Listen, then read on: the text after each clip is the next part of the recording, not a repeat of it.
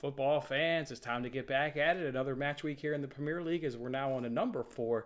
And as we will every single week, myself and Matt will guide you right on through it. We'll talk all 10 games, give you leans and bets for all 10 games. And Matt, we got to start off today's show. You'll be about a week or so. It's coming to your house. There'll be a little Man United little figure right over your shoulder because we got the 3 points at Old Trafford. How about that, my man? That was sickening, Jason. That's absolutely sickening. And I blame you because you had absolutely no confidence in your Red Devils, No. and they just find a way to just pull that out of their arse. And it's just like, what the heck's going on here? But yeah, that really sucked. Liverpool are in a really weird place right now, mentally, physically, emotionally, Yeah. and socially. I don't feel like going out anymore now, Jason, because they just suck. It's not fun when But you're out at the bar anymore. yeah, no, I'll give you my address after this. So you can send that little fucking piece of shit. I may want to give it a hat so it fits that much closer to you, so you really feel it, man. You might get you a United hat instead. Man, that thing. Oh, All right. that would be a struggle. That would be a real struggle for me to put that thing on. Viewing audience But yeah, can't wait to I see mean, it. it was. Hey, we did well on the show, though. I thought that last week's card was really good. I mean, if you listened in and picked up on little nuggets of info, I think that you did well because, I mean, with Forest double chance, beauty. We got the Leicester Southampton with 3 goals in the second half. Yeah, got To that. cash that one. So I think that we're in a really good way. I think that this card is a lot trickier than last week's card. So we got to navigate through some landmines here and try to find the best possible angles we can find. All right, let's go ahead and do that. Kick that off. The first game this weekend is Saturday morning as you're having your breakfast at Southampton, taking on Manchester United for St. Mary's. I think I'm really only interested in goals.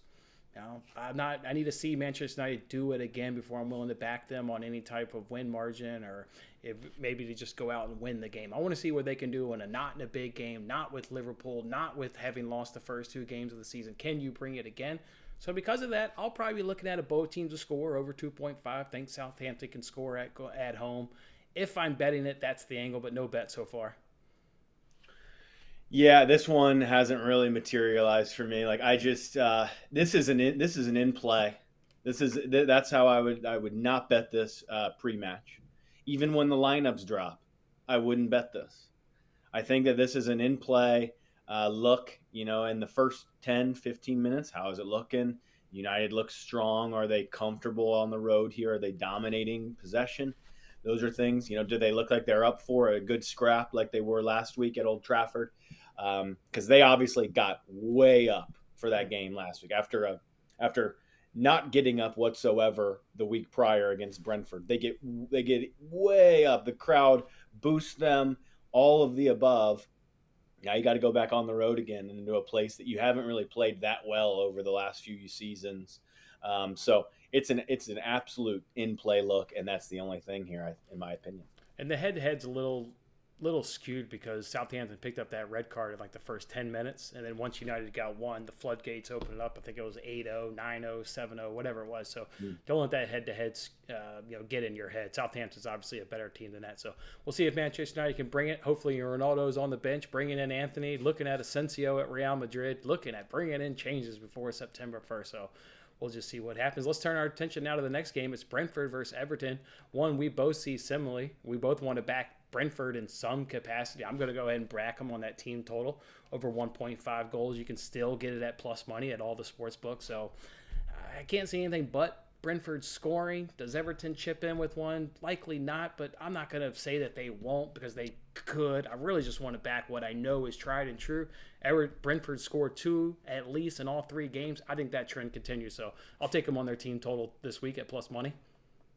I don't mind it. I mean, I think that's the best way to look, actually. I think the more and more that we dive into this one, I think that you have the best angle, Jason. I think that the team total over 1.5, look, it's cashed in every Brentford match thus far. So that's a real positive. It is cashed, in every single Brentford match, including the League Cup. They've scored at least 2 goals in every single match. So, and then on the flip side, because when we were talking about this more and more a little bit yesterday, they've conceded a lot. put that badge with No, it's start with the me. audience. Sorry. I'm only kidding. You can flaunt that badge for the next like 6 months because you guys got the head-to-head dub on us. Right. So, but the more and more I really looked at this game, I'm concerned about Brentford's defense. I mean, on the flip side, though, it's so great because Everton's offense is So bad. dog shit. I mean, Especially it's if they soft. get rid of Gordon here. If they get him off to Chelsea, what will they have left? They're going to be in trouble. I don't see that one going through because, Yeah. like, I think that would be like they don't have enough time to bring in a competent replacement, and then I think that they would go down. Like, I think that they need to at least keep on to Gordon until January. Mm-hmm. At least get a half out of him, a half season. But again, yeah. So if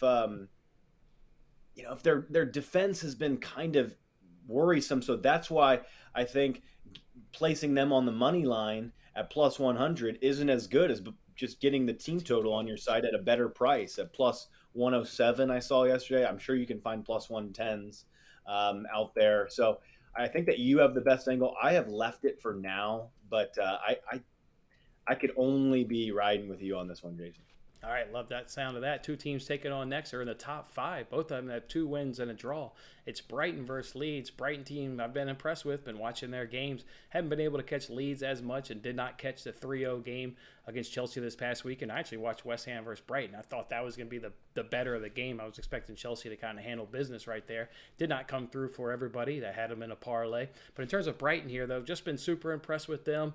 I struggle a little bit with this game in terms of maybe like a 2-1 Brighton win. I'm going to stick with Brighton and the Seagulls and stick with them getting 3 points, stick with them getting the 3 points at home. I just can't figure out the score. I think Leeds probably finds the back of the net, although Brighton's been awfully stingy there on the defensive side. But I'm going to lean both teams to score in over 2.5 with the edge also to Brighton going ahead and getting the 3 points.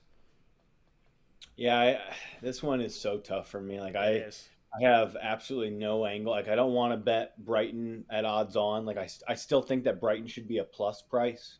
I think that should be like plus 110 here. I don't think that they should be minus 120 is where I'm seeing, most of the books have this at. Two teams that I rate I rate them in the same kind of tier. I think that Brighton, obviously, they've had their coach Potter a little bit longer. They've been able to gel, and he's a fantastic manager, so they have more time with him. But I'm going to continue to just mention, like, I still think that the loss of Cucurella and Basuma will catch up to this team at some point. They're playing really well. I think all of the guys, when you talk about step ups and letdowns, I think that this whole team right now is stepping up and rallying together after losing their 2 best players. But I think that when push comes to shove, that will dip at some point here, and I'll be ready to catch the dip. So right now, I have no interest really of buying them on the high, but they are playing fantastically well. I mean, they've kept a clean sheet in their last 3 in all comps. They're unbeaten in 12 of 13 in all comps. They haven't been beat in 9 straight. And then when you look on the flip side, Leeds, for whatever reason, when going to Brighton, I don't know how far back this one goes, but they haven't won. They haven't scored a goal against Brighton in their last 6 on the road. So I mean that dates back to the championship, but still, it's like this is a ground that they've really struggled at.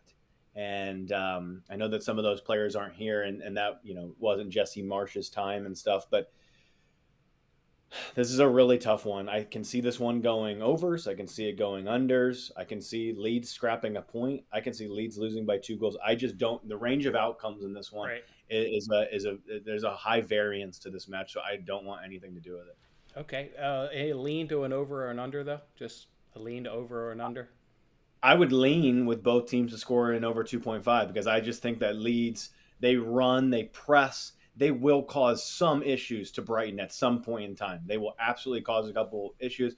I always think that Leeds will be able to score a goal. I think that Brighton is an offensive, attack-minded team. I think that they will score a goal. Yeah. And so then I think it pushes up and over the 2.5. That would be my lean. All right, yeah. From a goal perspective, we see that one the same. Let's see if we can agree here on Chelsea versus Leicester. Heck, all Leicester keeps doing is cashing both teams to score in over 2.5. So not only will I be there on that match, I'll definitely be there on that match. Chelsea's got no Kovacic, no Conte, so they're going to struggle to control the middle of the pitch. Don't look at Leicester's midweek result there in the EFL Cup. They did some squad rotation. Expect them to come right back in the Premier League, what they do, and they cash both teams to score, and they cash over 2.5. Does Chelsea win?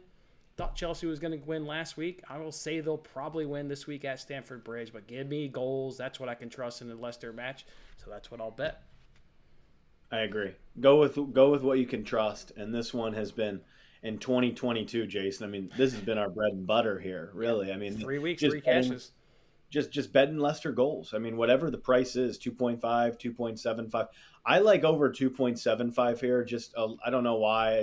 I think that it's a similar price to the both teams are scoring over 2.5, and I think that it's possible can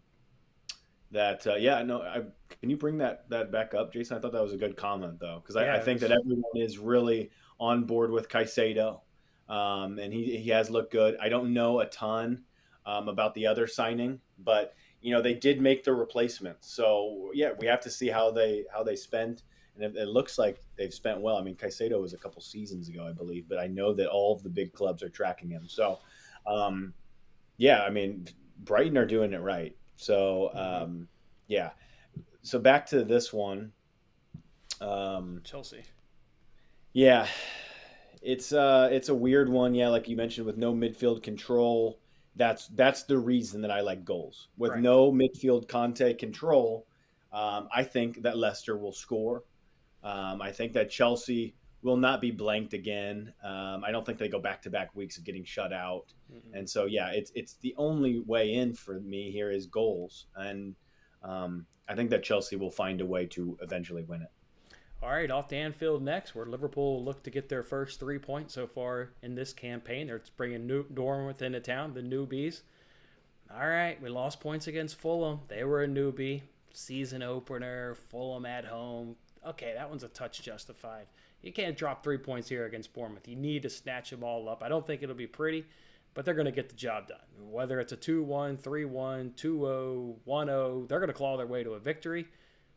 All right, I'm liking Liverpool. I can't say they're going to score in both halves. I still want to see Nunez, and I still want to see, obviously, Thiago in the midfield until I really feel comfortable in backing Liverpool. Those two guys need to be back in the starting 11. Otherwise, probably stay away. But, yeah, if I'm picking something in this match, I'll pick Liverpool to win the game. Maybe they're a parlay piece this week. And other than that, I don't want much confidence in Liverpool right now.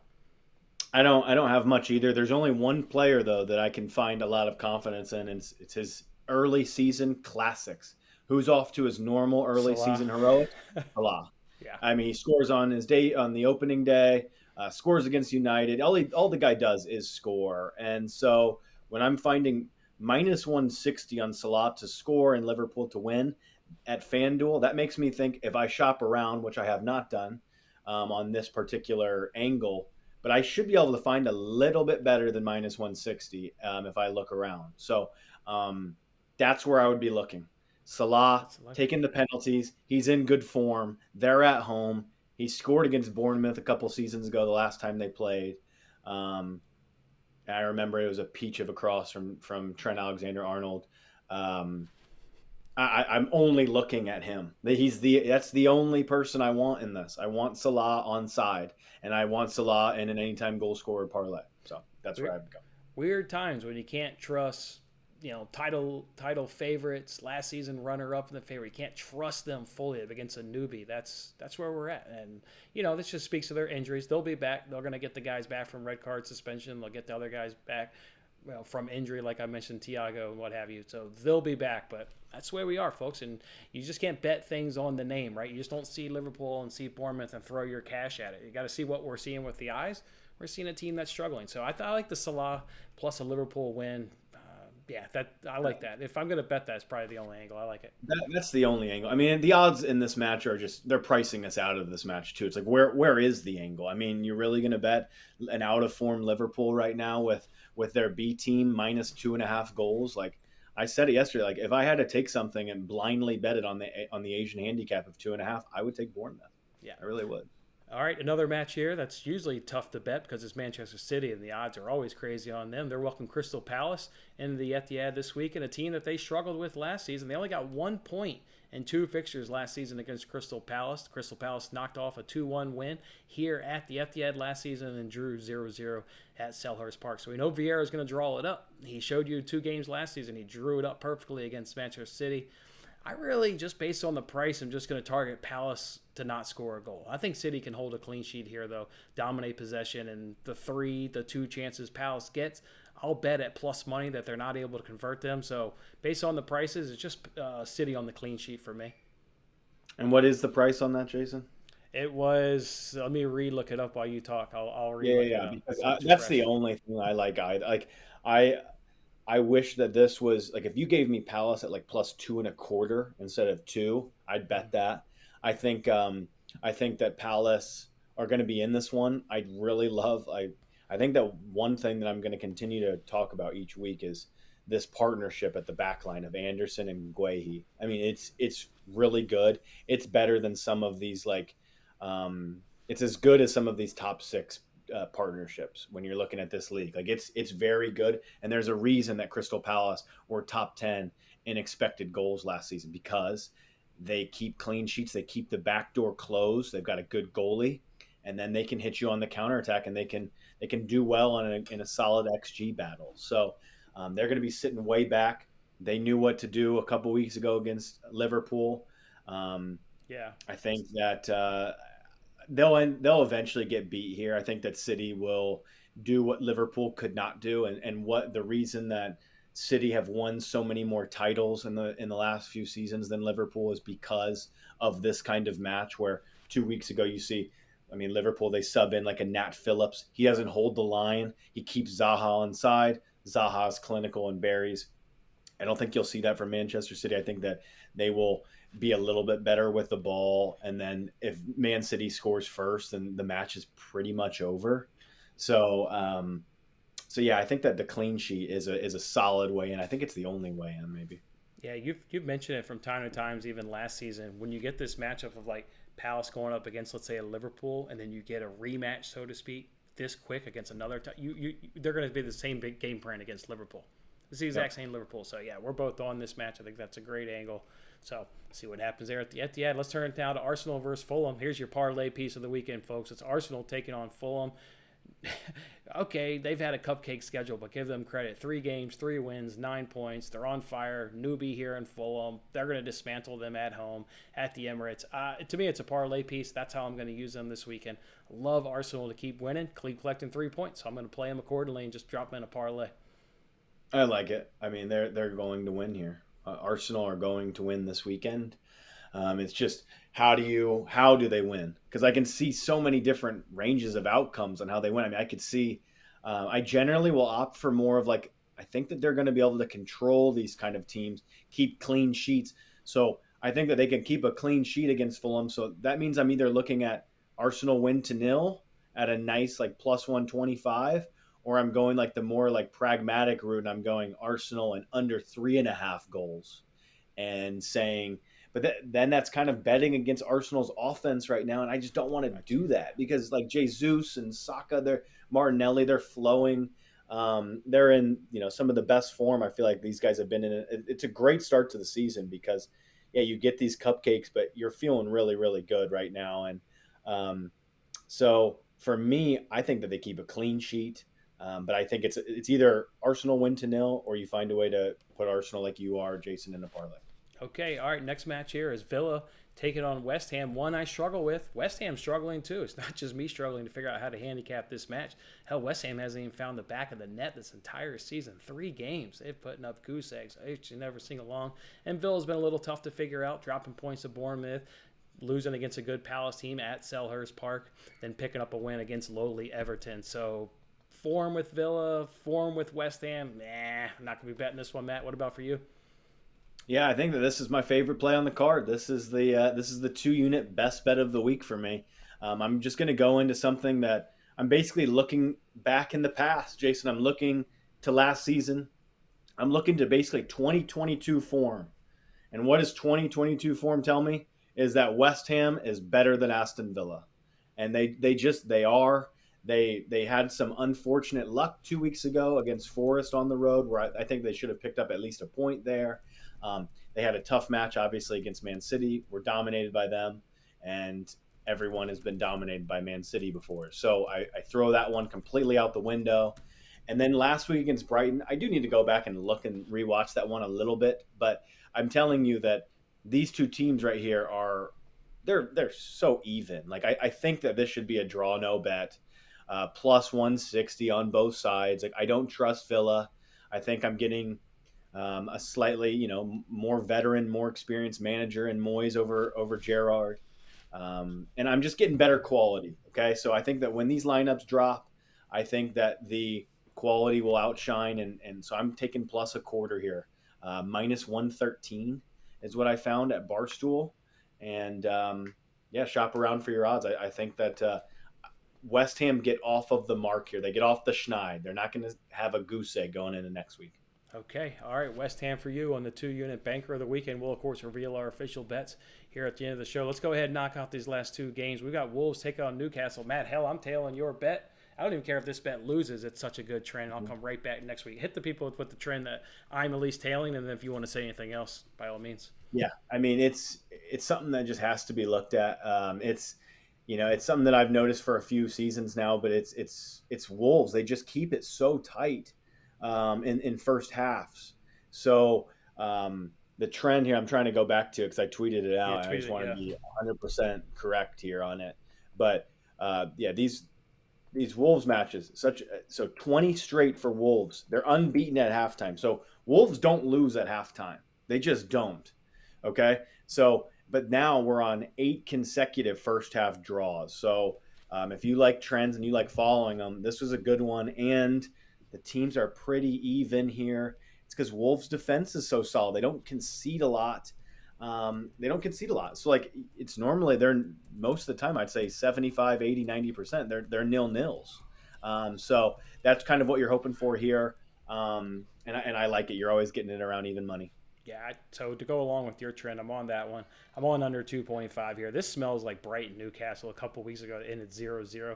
Maybe Newcastle squeaks out the 1-0 win. I don't see Wolves scoring. They're not getting one past Nick Pope and that defense. So it's Newcastle 1-0 or no other result, 0-0. Two really, really nice goalies in this matchup. So, I mean, you always have that on your side. You got to love that when you're betting unders. Two very, very good goalies. All right, last matchup of the day. It's Nottingham versus Tottenham. We need somebody to parlay with that Arsenal money line. Tottenham? Hey, you taking on Forest? Yeah, I don't care if Forest scores because Tottenham's going to get more goals than Nottingham Forest at the end of that 90 minutes. So there's your parlay piece. Parlay those Spurs with Arsenal. They're going to get it done. If you want to try and find some goal scorers, I think this could be a good match to do it. I think Forest probably gets one. I think Spurs are in that 3 to 4 range. Lots of attacking firepower they got. They're going to be all over these newbies here. So I like Spurs 3-1, 4-1, somewhere around there. Yeah, no, I couldn't agree more. I do think that that's probably the best parlay of the week is the two teams that hate each other the most, Arsenal and Spurs. I think that it's around minus 110, right, Jason? Yeah.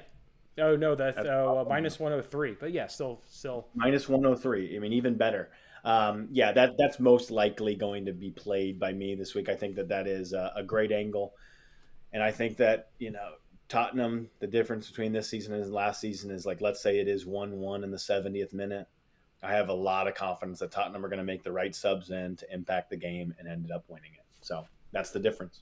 All right, let's go ahead now and get to our official bets. Excited for this match week. I took it a little slow. I'm only going to have 3 bets as of now. I am on that Brentford team total at plus money, Arsenal Tottenham money line, and I'm going to go ahead and ride out that first half draw in Wolves versus Newcastle at plus money as well. And I think that those are some of the best 3 bets on the card, Jason. I really do. So I think that those are very solid, all around close to even money. Mine is at minus 113, I think, is what I found yesterday. Is West Ham plus a quarter of a goal. I just think that that match is very even. I think they can win it, and I can grab all 2 units. Or if it draws and they scrap out a point, I'll win 1 unit. So generally with those plus a quarters, I do kind of, if I really like them, I'm bumping them to 2 units because a lot of the time I'm just trying to find a draw. I just think that it's, their draws are They happen more often than you think, and I think that West Ham will match up very well with Villa and the head-to-head. They've beaten Villa 4 straight. That's also the key. They've beaten Villa 4 straight. The head-to-head is really, really nice. Yeah, it does matter between some of these clubs. All right, guys, you can see on the bottom of the screen, there's our Twitter information. We always like to add bets when lineups come out, so make sure you're following us on Twitter about an hour before each game. We'll maybe possibly tweet out some more. So, all right, guys, it's match week number 4 in the Premier League. Good luck with, of course, your bets. Thanks for hanging out with us here this morning. Well, guys, we'll catch you back next week. It's midweek. We get games Tuesday through Thursday of next week, so we'll come back with you guys Monday or Tuesday of next week. All right, enjoy the action, Matt. Yep, you too, Jason. Thanks.